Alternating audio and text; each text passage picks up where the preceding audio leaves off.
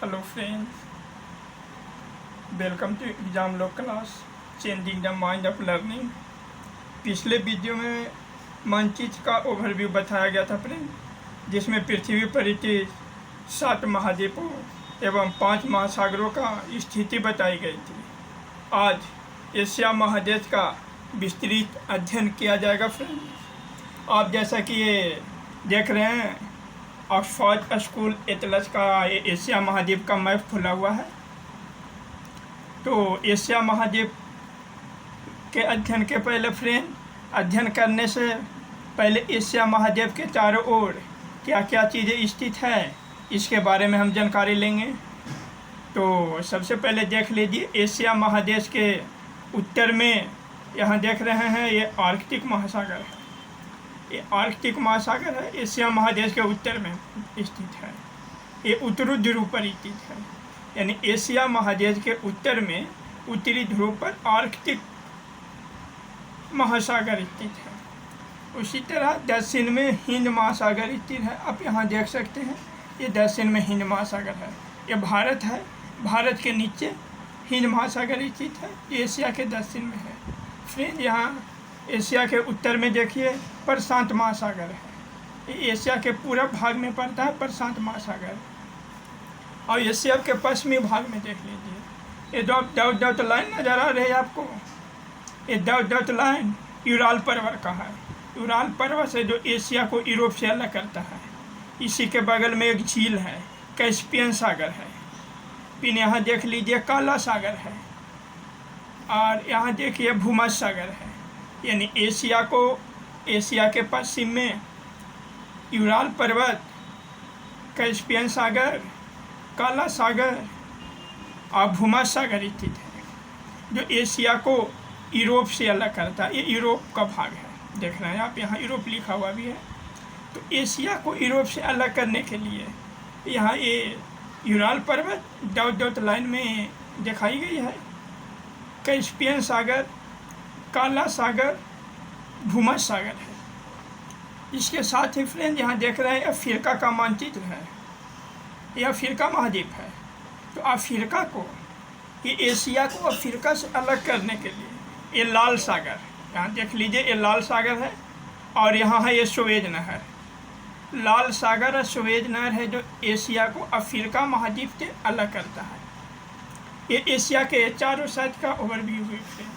अब एशिया को अध्ययन करने के पहले हम भारत से फोकस करते हैं कि भारत को हम टारगेट करके एशिया के पूरे राजनीतिक मैप का आज अध्ययन करेंगे। तो यहाँ देख रहे हैं मेरा प्यारा भारत है। भारत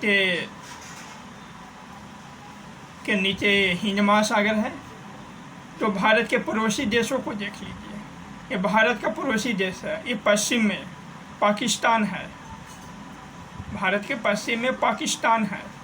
और यहाँ देखिए ऊपर अफ़गानिस्तान है, जो लद्दाख से टच करता है।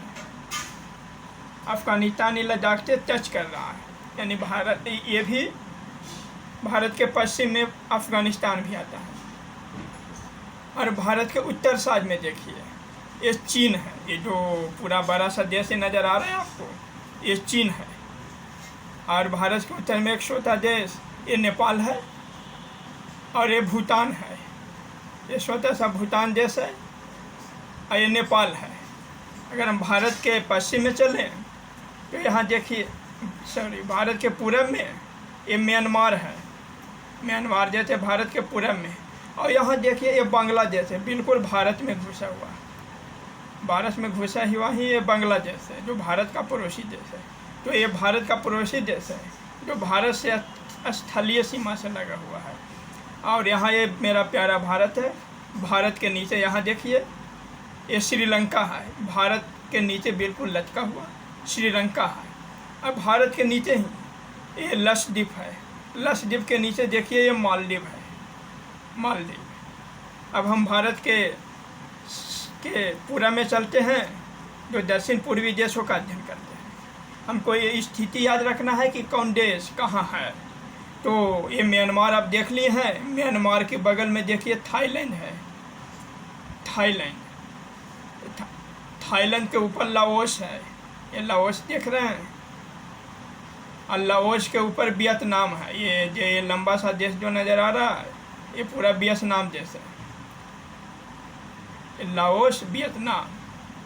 यहाँ देखिए थाईलैंड के बगल में ही कंबोडिया है, थाईलैंड के बगल में कंबोडिया है। और थाईलैंड देखिए ये पतला निकला हुआ, ये जो देश नज़र आ रहा है आपको, ये मलेशिया है, मलेशिया से टच होता है थाईलैंड का बॉर्डर। तो ये जो दक्षिण पूर्वी देश है इसको मैं लाओस देख रहे हैं, ये लाओस है थाईलैंड के ऊपर और वियतनाम के नीचे, यानी थाईलैंड और वियतनाम के बीच में एक लाओस देश है। ये लैंड लॉकस है, यानी भू आवाज देश है, यानी कि लाओस का सीमा है जो समुद्र से टच नहीं होता है। आप देख सकते हैं मैप में, लाओस का कहीं भी सीमा जो समुद्र से टच नहीं होता है। लाओस का सीमा इधर म्यांमार से, इधर चीन से, वियतनाम से, कंबोडिया से और थाईलैंड से टच हो रहा है।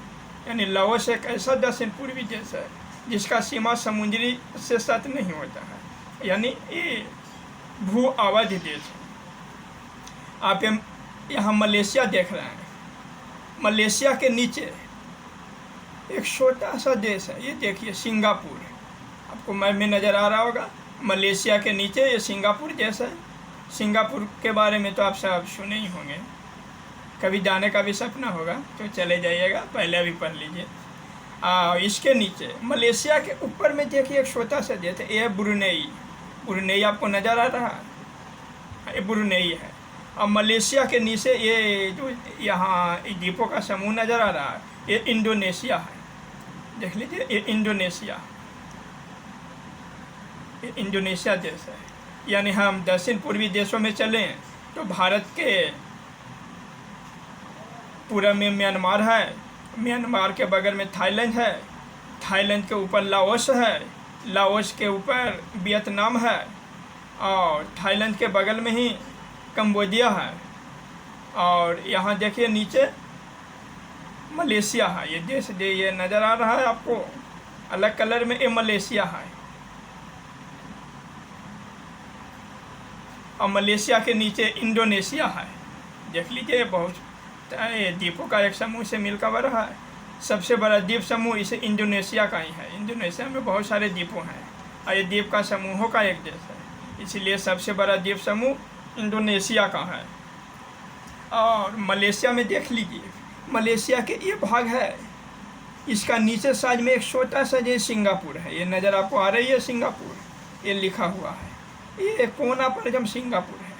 और मलेशिया के जो यहाँ है इसका ऊपर यहाँ देख रहे हैं एक छोटा जैसे ब्रुनेई है, ब्रुनेई।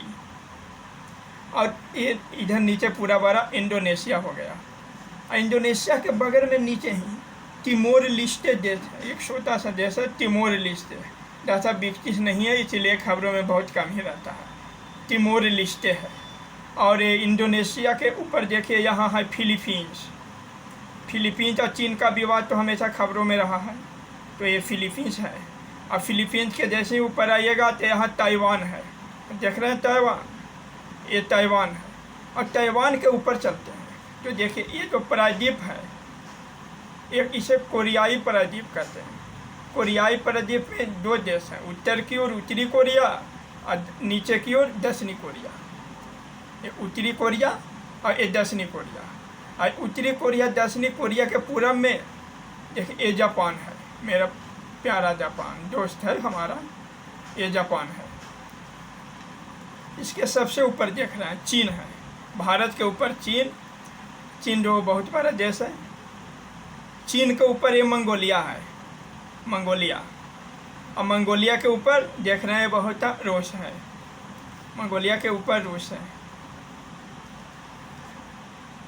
रूस में एक डॉट डॉट लाइन दिखाई दे रहा है रेड कलर का, ये आप देखिए, ये यूराल पर्वत है। यूराल पर्वत के जो ये पश्चिमी भाग है रूस का, ये जो पूरा ये यूरोप में पड़ता है। और यूराल पर्वत के पूर्वी भाग है रूस का जो एशिया में पड़ता है, यानी रूस है जो यूरोप और एशिया दोनों में स्थित है। इसका विभाजन होता है ये यूराल पर्वत से। तो ये रूस का जो एशियाई भाग है रूस के एशियाई भाग को साइबेरिया कहा जाता है। हाँ, फिर यहाँ एक सेंट्रल एशिया के देश देखिए, 5 देश हैं। ये रूस से ही रूस का विभाजन हुआ था, तो इसका निर्माण हुआ था। इसमें सबसे बड़ा यहाँ नज़र आपको आ रहा कजाकिस्तान, ये कजाकिस्तान देश है।